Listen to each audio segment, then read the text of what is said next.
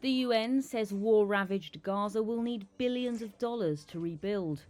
Israel and Hamas have now agreed to a ceasefire deal, but it is unclear when rebuilding efforts might begin and how they would be funded. After 15 months of conflict, here's a breakdown of the destruction in the Palestinian enclave. The Hamas attack on Israel on October 7, 2023 killed 1,200 people, according to Israeli tallies. Gaza's health ministry says Israel's retaliation has killed more than 46,000 people. Gaza has been reduced to 46 million tons of rubble. The UN warned last year that removing it would take 14 years and cost $1.2 billion. The rubble likely holds human remains. The Palestinian Ministry of Health estimated in May that 10,000 bodies were missing under the debris. The UN reported that rebuilding Gaza's destroyed homes would take until 2040, but could drag on for decades. The agency's data found that 2/3 of Gaza's pre-war structures have been damaged or flattened. That amounts to over 170,000 buildings.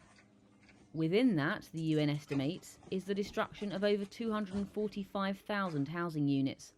That's while over 1.8 million people in Gaza are in need of emergency shelter.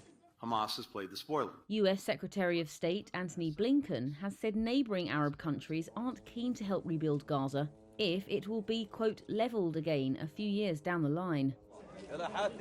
The UN estimated damage to infrastructure totaled $18.5 billion in January 2024.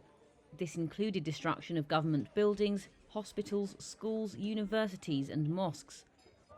An update a year later showed that less than a quarter of the pre-war water supplies were available, while at least 68% of the road network has been damaged. Hunger is widespread in the devastated enclave.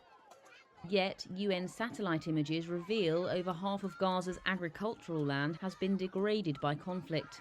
In 2024, the international agency found that over 95% of the enclave's remaining cattle had been slaughtered or died since the conflict began.